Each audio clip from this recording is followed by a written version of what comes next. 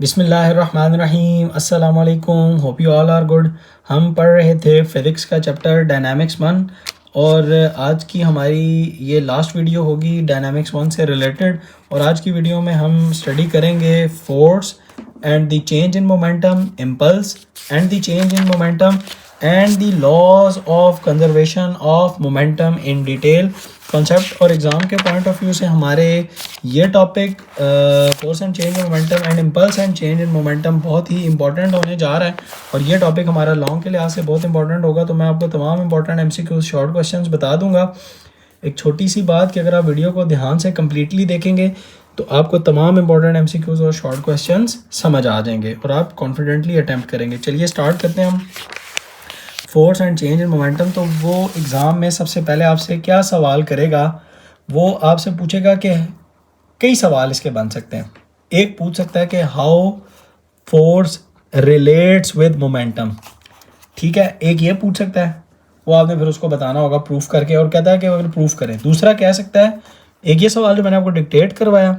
एक पूछ सकता है कि proof that F is equal to delta P over delta T, relation दे दे के ये प्रूफ करें। एक ये दे सकता है, और एक कह सकता है कि ये प्रूफ करें, अब वो भी लिखवा रहा हूँ आपको, कि rate of change of momentum is equal to applied force. तीन सवाल बनेंगे, तीनों का जवाब एक ही होगा। जो मैंने आपको तीन बताए हैं, ये तीनों शॉर्ट क्वेश्चन बहुत ही इंपॉर्टेंट, एक ही जवाब है। चलें इन तीनों का जवाब अब करते हैं। आपने सबसे पहले क्या करना है, आपने लिखना है कि force of produces acceleration in a body of mass m।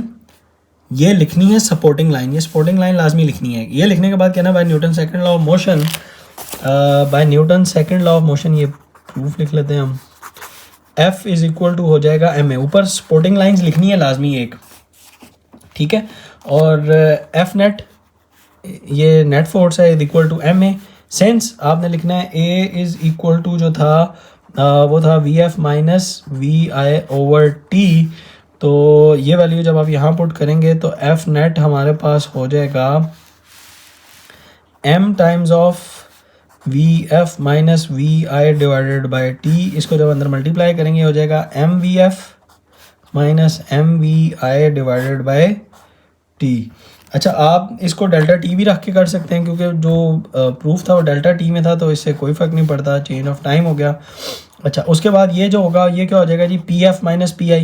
MVF मतलब मोमेंटम ही होता है ना, तो final momentum minus initial momentum over delta T। और ये फाइनल और इनिशियल मोमेंटम का जो है ये बेसिकली चेंज ही है, तो ये हो जाएगा delta P over delta T।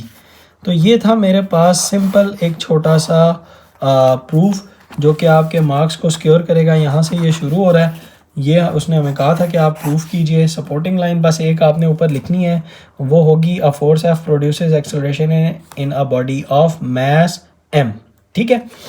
अच्छा, कई बच्चों को ना ये सपोर्टिंग लाइन भूल जाती हैं, वो कहते हैं यार ये हमें समझ ही नहीं आ रही, हम किस तरह हमें पता चलेगा कि यही सपोर्टिंग लाइन। तो जहाँ से आपने बात शुरू की ना, बस वो चीज़ें आपने सपोर्टिंग लाइन के अंदर बता देनी है। फॉर एग्जांपल मैंने आपको लिखवाई है, फोर्स F है, प्रोड्यूस कर रही है जी एक्सेलरेशन A जब अप्लाई होगी, और बॉडी का मास है जी m। ये देखें, तो ये तीन बातें थी, यहाँ से बात शुरू हो रही थी, वो आपने बता दी और फिर कहा जी by Newton second law of motion, और ये आपने प्रूफ उसको करके दे दिया।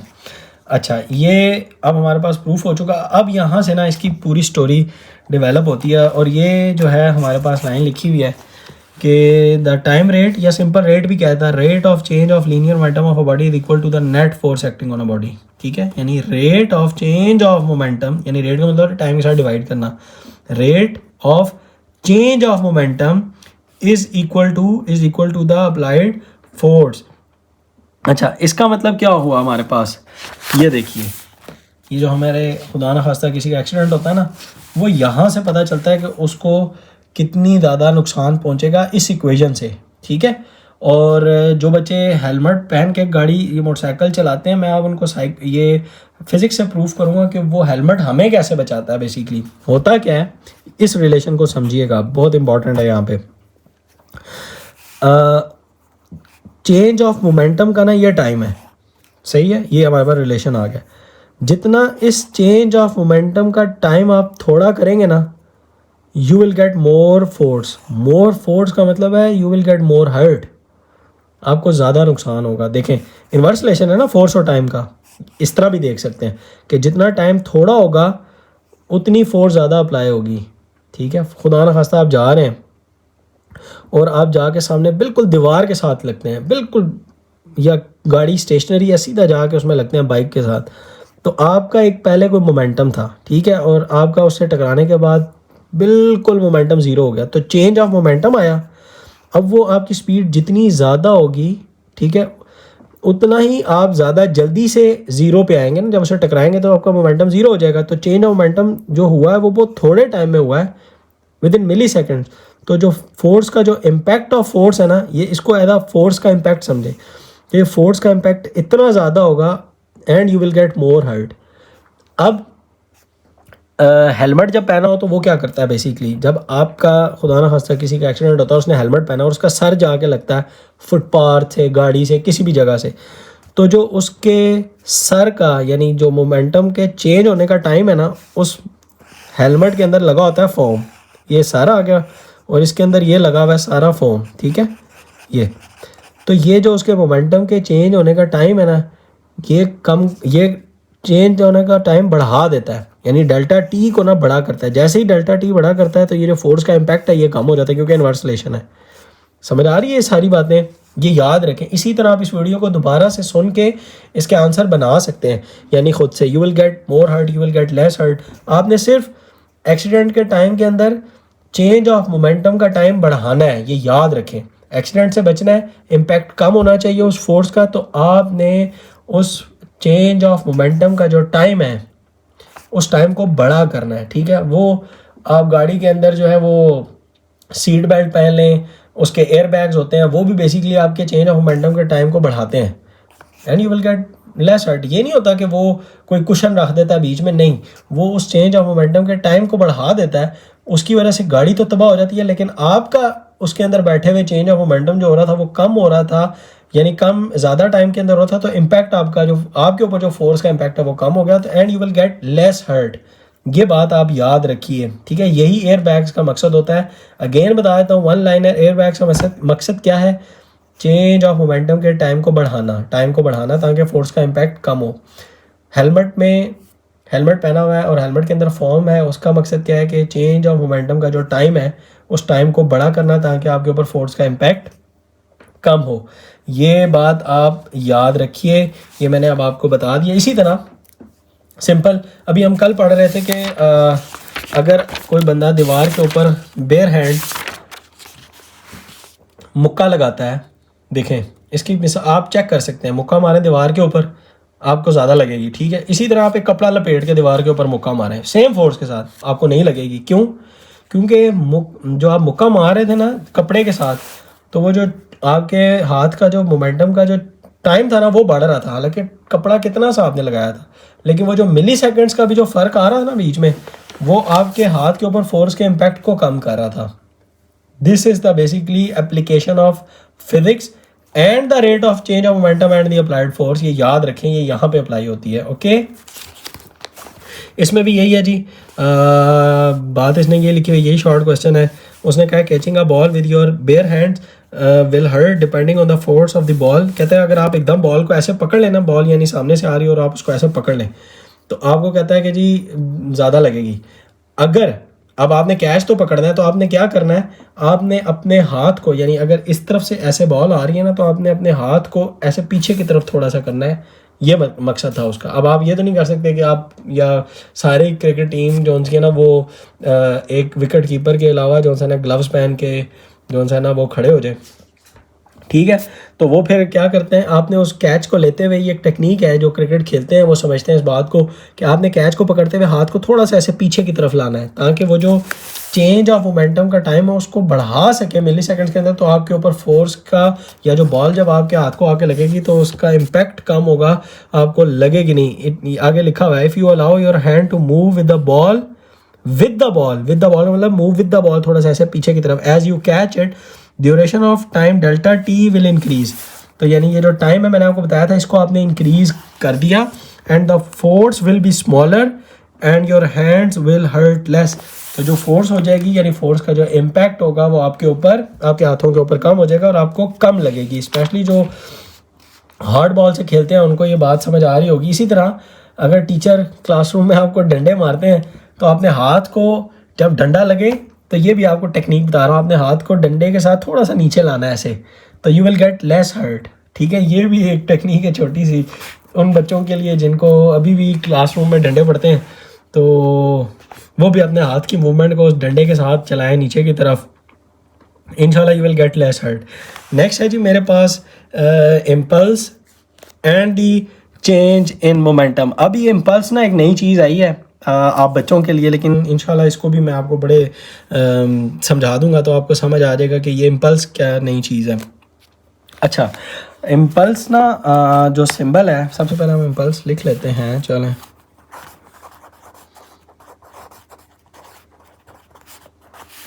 इम्पल्स का सिंबल होता है इस तरह जे, कई बुक्स में ना आई भी होता है, हम फर्स्ट ईयर में आप जाएंगे ना तो उसमें आई भी होता है सिंबल, लेकिन इस बुक के अंदर इसका सिंबल जो सा है ना वो ये जे है। ठीक है, ये आप याद रखें, इम्पल्स का सिंबल आई भी होता है। अब ये जो जे है ना बेसिकली ये इक्वल टू होता है फोर्स मल्टीप्लाई बाय टाइम, एक ये होता है। ठीक है, ये इम्पल्स की बेसिक डेफिनेशन के अकॉर्डिंगली एक ये डेफिनेशन है। अच्छा, एक जो इस बुक के अंदर है ना वो है कि उसने शुरू की बात कि जी जो एफ नेट होता है वो यहाँ से शुरू किया उसने, वो इक्वल टू हो गया जी delta P over delta T, क्योंकि टॉपिक का नाम ही यही है।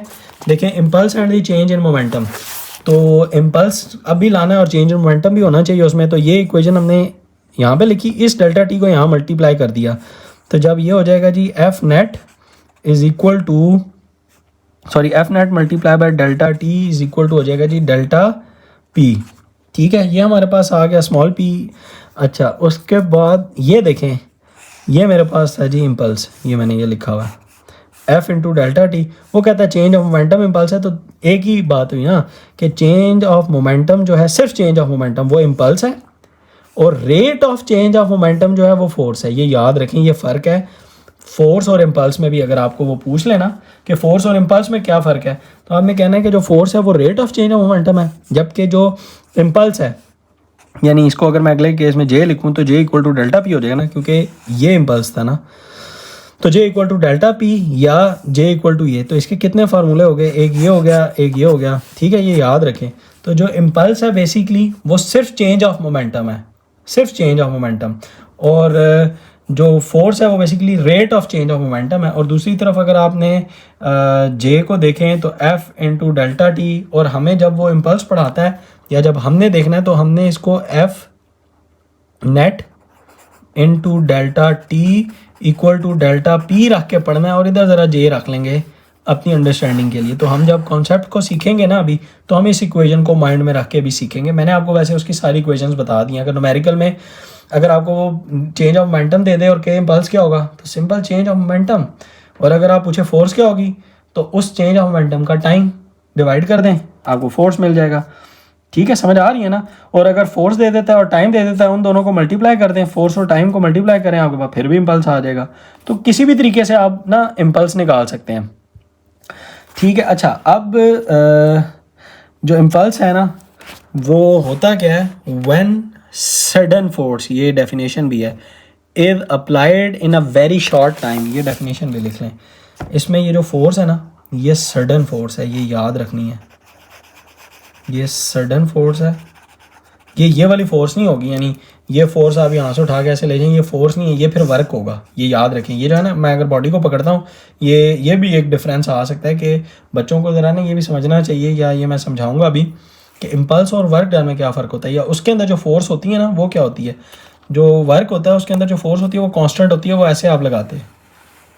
ठीक है, कांस्टेंट फोर्स। जो सडन फोर्स है मतलब आपने इस तरह से इसको हिट कर दिया, ये देखें, अब ये इस सडन फोर्स एकदम फोर्स लगी और बहुत ही उस नैरो टाइम के अंदर लगी, जब ये दोनों का इम्पैक्ट हुआ था, ये in a very short time.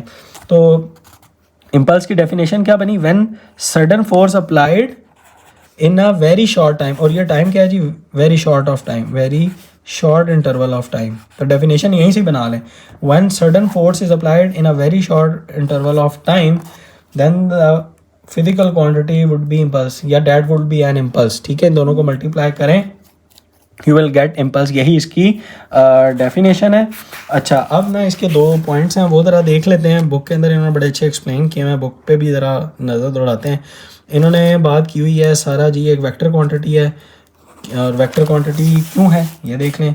Impulse एक वेक्टर क्वांटिटी क्यों है, क्योंकि यहाँ से देखें तो फोर्स एक वेक्टर क्वांटिटी है, इस डेफिनेशन से देखें तो मोमेंटम भी एक वेक्टर क्वांटिटी थी। ठीक है, और डायरेक्शन ऑफ इम्पल्स क्या होगी, direction of impulse is the same as the direction of the force that causes it. ये भी आपका एक MCQ हो गया। उसकी डायरेक्शन क्या होगी, और ऐसा यूनिट क्या होगी, ऑब्वियसली मोमेंटम। इसकी यूनिट भी देख लें जनाब, आपके पास यूनिट क्या है ये देखें, यहाँ से मोमेंटम, जो मोमेंटम की है वही चेंज ऑफ मोमेंटम भी तो वही चीज़ है ना। तो यूनिट क्या होगी मोमेंटम की, kg मीटर्स पर सेकेंड या न्यूटन सेकंड, ये दोनों थे मोमेंटम के यूनिट्स, तो यही यूनिट होंगे हमारे पास इम्पल्स के भी। ठीक है, अच्छा उसके बाद क्या है मेरे पास, अच्छा जब यहाँ पे ना कहते हैं कि होता क्या है कि ये जो फोर्स है ना, मैंने आपको बताया कि कांस्टेंट फोर्स नहीं है। ठीक है, सडन फोर्स अप्लाई हो रही है, तो कहता है कि ये फोर्स जो है वो not constant and non linear during its time of application, यानी जब वो लग रहा होता है वो इतना छोटा टाइम होता है, तो आप वो जो नेट फोर्स है ना वो कैलकुलेट ही नहीं कर सकते। फिर आप क्या करते हैं इस केस के अंदर, आप एवरेज फोर्स कैलकुलेट करते हैं, या एवरेज फोर्स ले लेते हैं। ठीक है, अब एवरेज फोर्स का मतलब ये, इसने बड़ा अच्छा ग्राफ दिया हुआ है, और इससे रिलेटेड भी एक शॉर्ट क्वेश्चन ना एग्जाम में आ सकता है। वो आपको कह सकता है कि जनाब एवरेज फोर्स और टाइम की हेल्प से आप इम्पल्स को एक्सप्लेन करें। ठीक है, तो ये देखें, force average force multiply by time, अब डेल्टा टी था ना, ये delta T change of time, TF minus TI। ठीक है, कि कितने टाइम में लगा, F एवरेज फोर्स। अब देखें वो इतना, ये कहते हैं कि ये फोर्स चूँकि कांस्टेंट नहीं है और लीनियर भी नहीं है, ये 2 बातें इसने बोली थी। लीनियर नहीं है, इसका क्या मतलब है कि शुरू में, ये मैं यहाँ पे बनाता हूँ। ठीक है, जैसे जिस टाइम फोर्स लगना शुरू हुई, यानी बॉल आई, मैं एग्जांपल ले रहा हूँ, बॉल आई, बैट ने उसको हिट किया है, शॉट लगाई है, तो वो टाइम बहुत छोटा है, वो यहाँ से लेकर यहाँ तक है, पहली तो ये समझ लें। ठीक है, तो ये आपका आ जाएगा जी TF जब ये ख़त्म हुआ, और ये आपका आ जाएगा TI, यानी TI इनिशियल टाइम। तो इसका जो टाइम T होगा, change of time TF minus TI, वो आ जाएगा जी डेल्टा T। अब F नेट की जगह आपका आएगा फोर्स एवरेज। अब ये फोर्स चूँकि ना ही लीनियर है ना ही कांस्टेंट है, तो ये फोर्स कहता है ये ऐसे जाती है नॉन लीनियर, और बिल्कुल ये ऐसे उस टाइम पे पीक पे हिट करके और वापस आती है ऐसे। ये उन्होंने एज्यूम किया हुआ है, क्योंकि बहुत छोटे टाइम में हो रहा है, तो ये सब अजम्पशन है। तो कहता है कि अब आप ना इस तरह की फोर्स का कोई नेट फोर्स ले ही नहीं सकते, फिर आप एवरेज ले लेते हैं। तो कहता है एवरेज फोर्स जो है वो ऐसे होती है ये। तो ये इस तरफ चूँकि फोर्स थी इस एक्सेस पे, इधर आपका टाइम चल रहा था, इधर ऐसे टाइम था, तो आप ये इसका एक लेवल ले लेते हैं, इसको कहते हैं जी ये F एवरेज है। ठीक है, ये देखिए ये F एवरेज है। तो अब आपने ये F एवरेज फोर्स ले लेते हैं, और फिर आप ये पूरा ये लेने के बजाय ये वाला सारा हिस्सा भी ले लेते हैं, यानी अब आपके पास ये और यानी ये आ जाता है, यानी अब आपके पास सिर्फ ये फोर्स जो ऐसे उसमें कर्व के अंदर थी, इसके बजाय अब आपने ये लेना है ये। ठीक है, यानी ये अब मैं ये जो कर रहा हूँ ये, ठीक है, ये आ गया। ये एग्ज़ाम में अब आपसे इस तरह पूछेगा। और area under the force time graph will give you the impulse, ये भी एक शॉर्ट क्वेश्चन है, ये भी याद रख लें, ये भी मैं आपको बता रहा हूँ। We can find the impulse by calculating the area under the curve, यानी उसने बताया हुआ है in force versus time graph. अब चूंकि हमने ये ले लिया था, तो अब हमारा फिर ये पूरा हमने लेना है।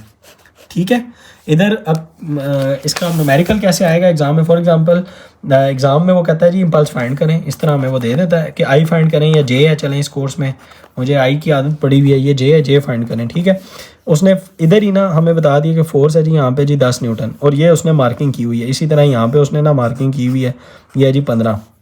मैंने यहाँ से F एवरेज की वैल्यू उठानी, और इधर उसने टाइम दिया हुआ है, फर्स्ट करें 3.5, और इधर टाइम दिया हुआ है 3.49, क्योंकि बहुत शॉर्ट इंटरवल ऑफ टाइम है।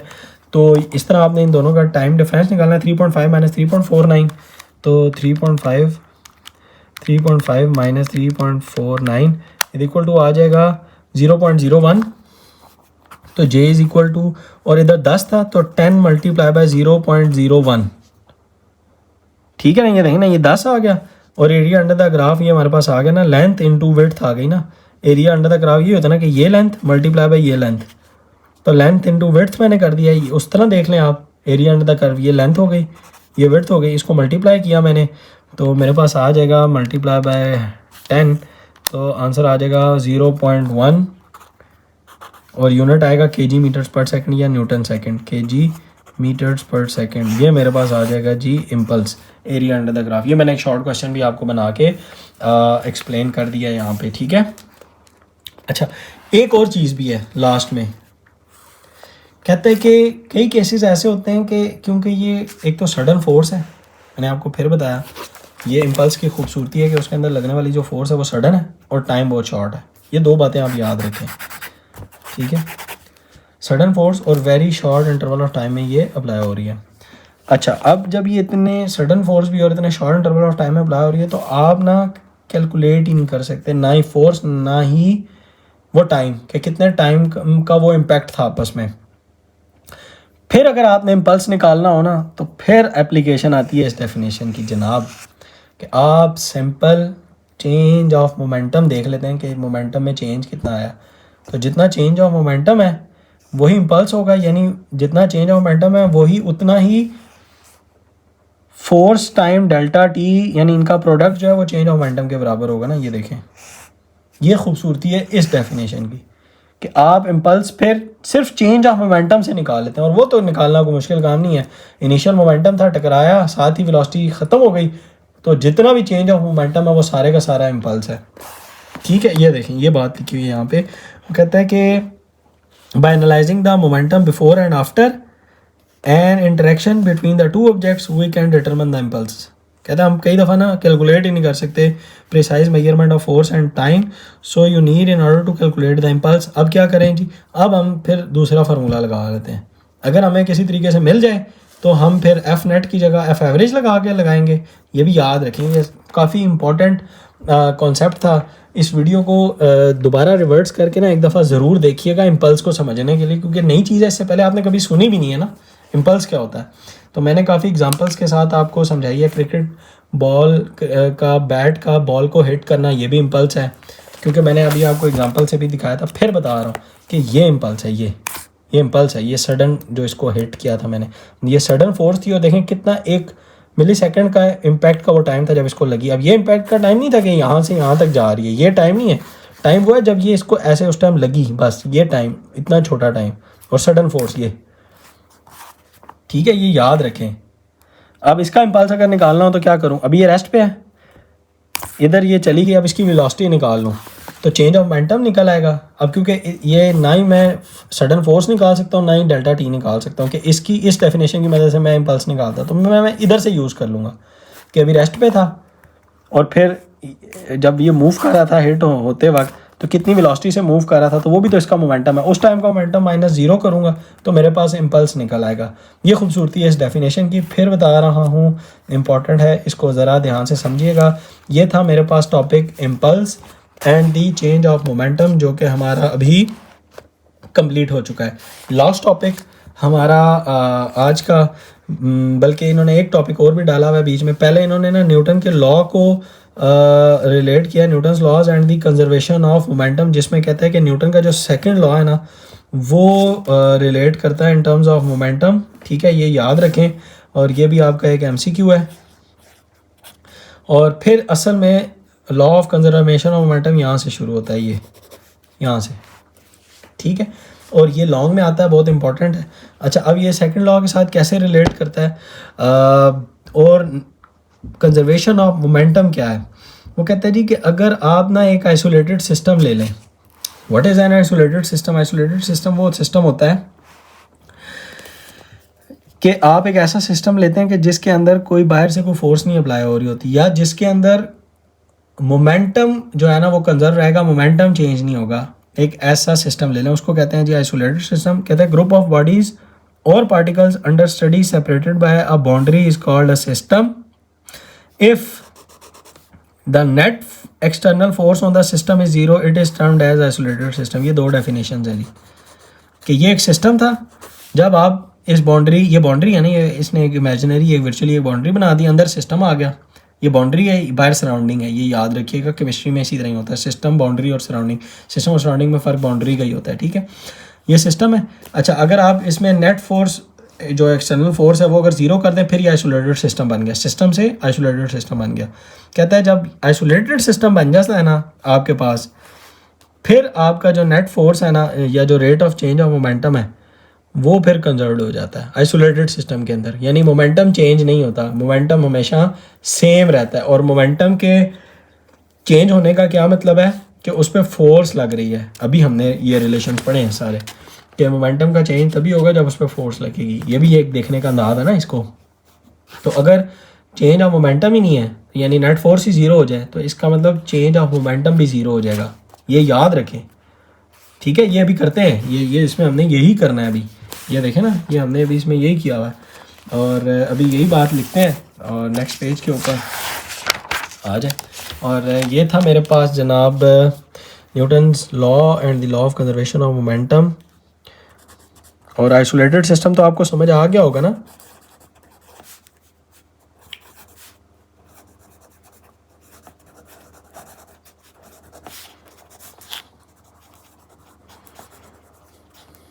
अच्छा, अब क्या है मेरे पास, हमने एक आइसोलेटेड सिस्टम ले लिया, मैंने बताया था ये सिस्टम है, ठीक है, सिर्फ सिस्टम। अगर मैं नेट फोर्स इसके ऊपर ऐसे कुछ करूं कि नेट फोर्स ज़ीरो हो जाए, यानी नेट फोर्स चेंज ही ना हो, ठीक है। If the net force on the system is zero, इस सिस्टम के ऊपर नेट फोर्स ज़ीरो, तो फिर ये एक आइसोलेटेड सिस्टम हो गया। अब इसके अंदर ये बॉडीज़ पड़ी हुई हैं, ठीक है, जो आपस में टकरा रही हैं, सही है। जब आइसोलेटेड सिस्टम के अंदर बॉडीज़ होंगी ना, तो नेट फोर्स चूँकि मेक श्योर कर दी कि वो ज़ीरो है, और हमारे पास बेसिक रिलेशन क्या था जी, F net is equal to क्या था जी, delta P over delta T. अब नेट फोर्स ही ज़ीरो है आइसोलेटेड सिस्टम के अंदर, हमने पढ़ा है अभी, डेफिनेशन ही आइसोलेटेड सिस्टम की है कि एफ नेट ज़ीरो है। तो एफ नेट जब ज़ीरो हो जाएगा तो ये zero is equal to delta P over delta T हो गया। डेल्टा टी जब ज़ीरो से मल्टीप्लाई होगा तो ये भी ज़ीरो हो जाएगा, यानी ये सिर्फ क्या रह जाएगा, डेल्टा पी। यानी अब क्या रह गया, ये zero is equal to delta P. और डेल्टा पी को ज़रा खोल लें, हमने पढ़ा था कि P F minus P I होता है, यानी final momentum minus initial momentum होता है ना। और इनिशियल मोमेंटम को उठा के इधर ले आए, माइनस का इधर ले आए, तो क्या हो जाएगा जी, initial momentum is equal to final momentum, ये हो जाएगा। या आप इसको एक और देख लें कि M V F minus M V I, oh sorry M V F is equal to M V I, ये भी देख लें कि प्रोडक्ट इसकी जो मोमेंटम की जो इक्वेशन थी वो उसकी वैल्यूज पुट कर दी। Momentum is equal to M V होता है, तो जब एफ होगा तो एम वी एफ हो जाएगा, तो जो आई होगा वो एम वी आई हो जाएगा। तो ये दोनों एक ही बात है कि अब यानी जब आइसोलेटेड सिस्टम होगा तो उसका मतलब क्या है, जब नेट फोर्स जीरो होगी, initial momentum is equal to after momentum, ये मतलब है जी हमारे पास फाइनल। और यही हमारे पास होता है जी law of conservation of momentum. अब initial momentum equal to final momentum का मतलब क्या है कि the momentum of the system can not change, यानी मोमेंटम चेंज नहीं होगा एक सिस्टम का। अब यहाँ से law of conservation of momentum आता है, ठीक है। और लॉ है तो ऑब्वियसली इसकी स्टेटमेंट है, तो एग्जाम में जब आएगा ना तो आपने इसकी सबसे पहले स्टेटमेंट लिखनी है। और वो स्टेटमेंट क्या होगी, the momentum of N isolated system remains constant, यानी कि मोमेंटम जो है एक आइसोलेटेड सिस्टम के अंदर चेंज नहीं होगा, यानी initial momentum is equal to final momentum. अच्छा, अब उसने ना एक केस स्टडी भी ली हुई है, अब हम भी यही केस स्टडी ले लेते हैं, लेकिन ये केस स्टडी थोड़ी सी ना इसको प्रूफ करने के लिए नहीं है, ये आप बात ना याद रखें। ये इसके प्रूफ कर हम लगा भी सकते हैं, चले हम इसी को लगा लेते हैं क्योंकि कोर्स में यही है, तो हम कोर्स से अभी बाहर नहीं जाते, तो हम यही लगाते हैं। और इसी को मैं बता देता हूँ कि रिकॉयल का क्या मतलब होगा यहाँ पे। असल में ये जो प्रूफ था ना, मैं आपको बताता हूँ, ये प्रूफ है रिकॉयलिंग के लिए। वो जो बच्चे थोड़ा सा ये law of conservation of momentum पढ़ा हुआ है, उसकी एप्लीकेशन में ये आता है कि रिकॉयल और नेगेटिव साइन का क्या मतलब है, और इसका प्रूफ एक अलग चीज़ थी। लेकिन मैं इसी को बिल्कुल उसी तरह ही दिखा दूंगा कि momentum of the system remains constant वो कैसे है। वो कहता है जी कि ये एक बुलेट और एक गन, एक ये इसने आइसोलेटेड सिस्टम बना दिया, ठीक है, ये बाउंड्री बना दी। अब इसके अंदर यानी नेट फोर्स जीरो, यानी momentum of the system remains conserved, यानी टोटल मोमेंटम यहाँ पे क्या मतलब होगा, total momentum before firing is equal to total momentum after firing. अब सपोर्टिंग लाइंस क्या लिखेंगे, consider an isolated system of bullet of mass. अब बुलेट का मास क्या ले लिया, M B for bullet, and mass and gun of mass mg such that before the firing the total initial momentum pi equal to 0 and of the system is 0 as shown in figure। तो ये before firing है और ये जो है after firing है। After firing में bullet आगे निकलेगी और जो गन है वी जी वो पीछे की तरफ आएगी, ये रिकॉयल करेगी, इसको रिकॉयल लिख लें यहाँ पे, ठीक है। और ये बिफोर फायरिंग थी, ठीक है, ये रेस्ट पे थी। अच्छा, इन्होंने इसको वी बी और वी जी भी कह दिया। हम ना इसको बना के ना सारे लिखते हैं। अब मैं बनाता हूँ, मेरे पास ये एक इस तरह का एक सिस्टम है और इसमें ये मैंने एक समझें बड़ी खूबसूरत सी गन बनाने की कोशिश की है और ये ऐसे, ठीक है। अब ये इसका मैस जो है वो क्या होगा जी, एम जी, ये याद रखिए। और जो बुलेट है इसके अंदर यहाँ पे इसने दिखाई हुई है तो ये है जी M B, mass of bullet, और कैपिटल बी, और इसको भी हम कैपिटल जी कर देते हैं क्योंकि उसने भी सेम सिंबल लिए हैं, ठीक है। ये बिफोर फायरिंग, और बिफोर फायरिंग इसकी जो वेलोसिटी होगी वो हम यू में ले लेंगे, यू ऑफ जी हो जाएगा, और इसकी जो वेलोसिटी हो जाएगी वो हो जाएगी यू, यानी बिफोर फायरिंग जो वेलोसिटी है वो यू से सिंबलाइज किया मैंने, वो बी हो गया। आफ्टर फायरिंग जब ये फायर करेगा जो आपकी जो गन है वो वापस ऐसे रिकॉयल करेगी पीछे की जानिब, ये पीछे की जानिब रिकॉयल करेगी तो उसकी वेलोसिटी यू जी से हो जाएगी वी जी, और इसकी यू बी से हो जाएगी, जो बुलेट ऐसे आगे जाएगी इसकी वेलोसिटी हो जाएगी जी वी, यू की जगह वी और बी, ठीक है। और मासेस तो सेम ही रहेंगे, एम ऑफ कैपिटल जी और इसका हो जाएगा जी एम ऑफ कैपिटल बी। तो as per an isolated system तो लॉ ऑफ कंजर्वेशन रहेगा, यानी हम यहाँ पे लिखेंगे total momentum before firing, total momentum before firing is equal to total momentum after firing।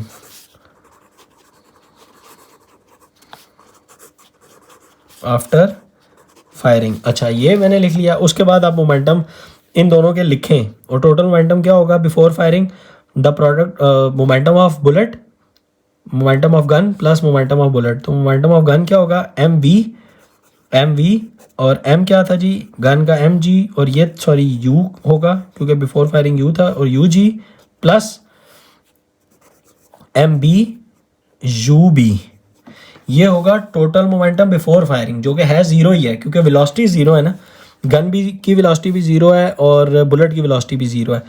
तो ये जब इसके मल्टीप्लाई होगा, zero multiply by M G, ये भी ज़ीरो हो जाएगा, इसके साथ मल्टीप्लाई होगा ये भी ज़ीरो हो जाएगा, यानी ये तो हो गया ज़ीरो मेरे पास, ज़ीरो प्लस ज़ीरो ज़ीरो। ये इसने नहीं लिखा हुआ था, मैंने लिखा है, ठीक है। इसी तरह इसका भी बना लें, total momentum of gun after firing क्या होगा, the product of mass and velocity, यानी एम और वी, तो ये M of G V of G हो जाएगा, ठीक है, क्योंकि गन का था, प्लस एम ऑफ बुलेट का मोमेंटम क्या होगा, the product of mass and velocity, M V, यानी एम बी और वी बी, ये हमने सिंबल पहले से ही ये रखे हुए थे, ठीक है। और इधर हमने यू लेने हैं क्योंकि बिफोर फायरिंग सिंबल को हमने ज़रा डिफरेंशिएट किया ना। अच्छा, उसने ना डायरेक्ट यही लिखा हुआ है, बस उसने कहा जी ये है M P F is equal to P I equal to zero, और वो फिर उसके बाद लेके जाता है M B V B plus M G V G equal to zero. तो असल में ये तरीका था कि total momentum before firing is equal to total momentum after firing. अच्छा, ये हमने लिख दिया। अब मेरे पास ये इक्वेशन बन गई M G V G plus M B V B. अच्छा, ये ना मैंने क्यों कहा था कि ये इसके प्रूफ के लिए नहीं है, क्योंकि स्टूडेंट को ना थोड़ी सी कंफ्यूज करती है यहीं से।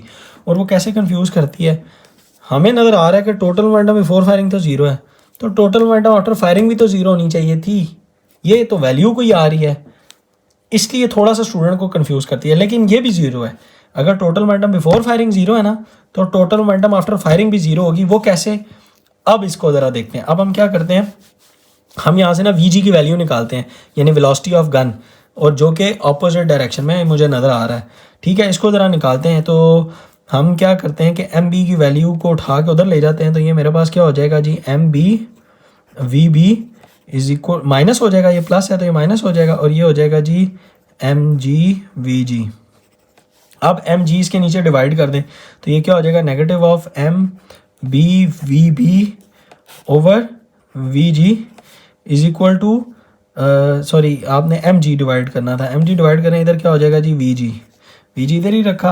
अब आपके पास ये जो वैल्यू है ना, ये जो आपकी वैल्यू निकली है negative of M B V B M G, इस वैल्यू को उठाएं, ये जो भी हमने निकाली है इस वैल्यू को उठा के वापस इधर पुट करें तो आप देखेंगे कि टोटल मोमेंटम आफ्टर फायरिंग भी ज़ीरो होगा। करके देख लीजिए, चलें करते हैं पुट।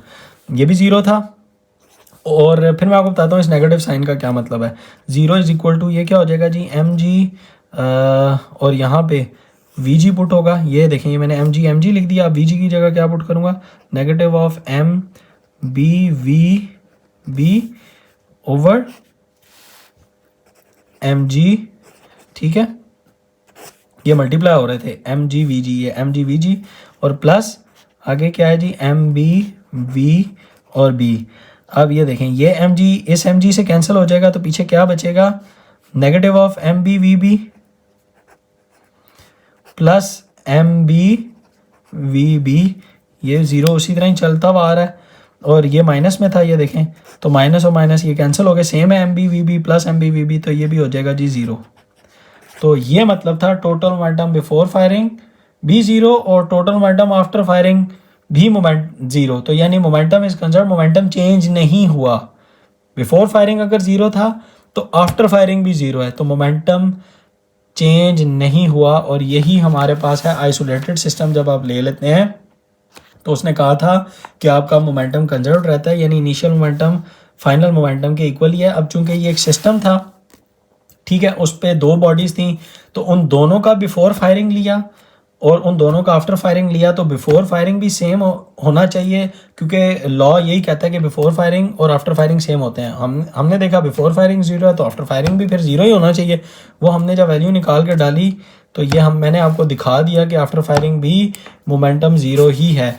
जबकि यहाँ पे क्या करता है कि नेगेटिव साइन का मतलब क्या है कि ये द गन रिक्वायर्स बैक। जब आप देखें ना, आपने कभी गन से किसी को शूट करते हुए मूवीज़ में आगे पीछे देखो तो आप देखेंगे कि आपका अच्छा खासा झटका लगता है बॉडी को भी, और गन जो सी है वो पीछे की तरफ रिकॉयल करती है। तो वो पीछे की तरफ रिकॉयल इसलिए ही करती है क्योंकि मोमेंटम ने वहाँ पे कंजर्व रहना होता है। अगर ये नेगेटिव ना होता यानी रिकॉयल ना करती तो जब आप इस वैल्यू में वापस डालते तो ये 2 टाइम्स हो जाता, ठीक है ना, यहाँ पे मोमेंटम पे कंजर्व ना रहता। अब देखें इसको, negative sign indicates that the velocity of the gun is opposite to the velocity of the bullet. Yes, velocity of bullet इधर जा रही है और गन ने रिकॉयल किया था पीछे की जानिब, और that is the gun recoils since the mass of the gun is much larger than the bullet, therefore the recoil is much smaller than the velocity of the bullet. ये बात आप याद रखिए। ये भी law of conservation of momentum के लिए है और आपसे ये क्वेश्चन कर सकता है कि वाई द बुलेट जो है वो फॉरवर्ड डायरेक्शन में मूव करती है and the gun requires back. ये भी आपसे सवाल आ सकता है, तो आपने बताना होगा टू कंजर्व, ठीक है, the law of conservation of momentum को कंजर्व करने के लिए, ठीक है, मोमेंटम को कंजर्व करने के लिए वो जो है वो गन है वो पीछे की तरफ रिक्वायल करती है।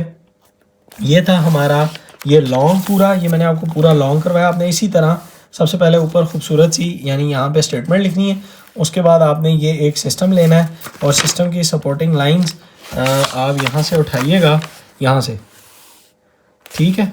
और जब आप ये सिस्टम की लाइन यहाँ से उठा लेंगे such that total momentum before firing of the system is zero as shown in figure बनानी है, फिगर लाजमी बनाइएगा, as shown in figure given below कर दीजिएगा।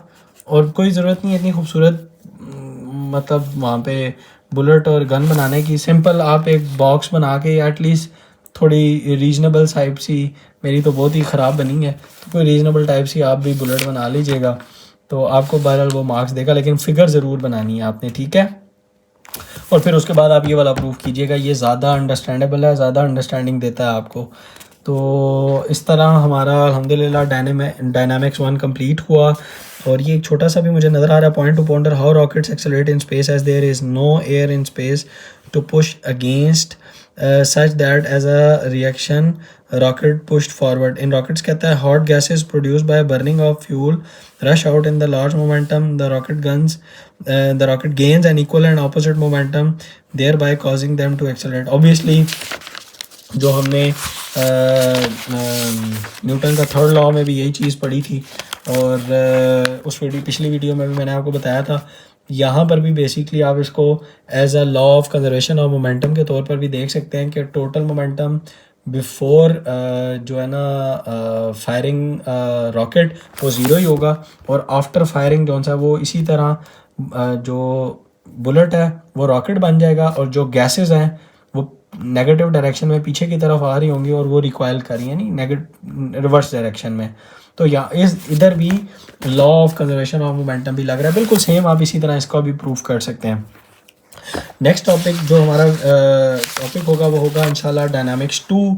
और एक छोटा सा डिफरेंस फॉर द इंटरेस्ट बच्चों को बता देता हूँ। डायनामिक्स 1 में हमने मोशन कोई पढ़ा था बट विद फोर्स पढ़ा था, ठीक है, मैकेनिक्स की टाइप है ना, तो हमने विद फोर्स पढ़ा था। डायनामिक्स 1 के अंदर हमारे पास जो है वो लीनियर फोर्स पढ़ी है हमने, ठीक है, जब बॉडी जो सी बिल्कुल लीनियर मूव कर रही थी। डायनामिक्स 2 के अंदर हम basically rotational effect of force पढ़ेंगे। फोर्स पढ़ेंगे, मोशन भी पढ़ेंगे, लेकिन फोर्स का रोटेशनल इफेक्ट पढ़ेंगे। ये फ़र्क था डायनामिक्स और डायनामिक्स 2 में। डायनामिक्स 1 और डायनामिक्स 2 में होप के आपको थोड़ा सा इंटरेस्ट भी डेवलप हुआ होगा इसके अंदर। चलिए हमारा ये चैप्टर नंबर 1 यानी डायनामिक्स 1 अब कंप्लीट हुआ। वीडियो को लाइक कर दें, अपने दोस्तों के साथ शेयर कर दें, और मज़ीद कंसेप्ट्स के लिए चैनल को सब्सक्राइब भी कर दें। मिलते हैं नेक्स्ट वीडियो में डायनामिक्स 2 के साथ। अल्लाह हाफिज़।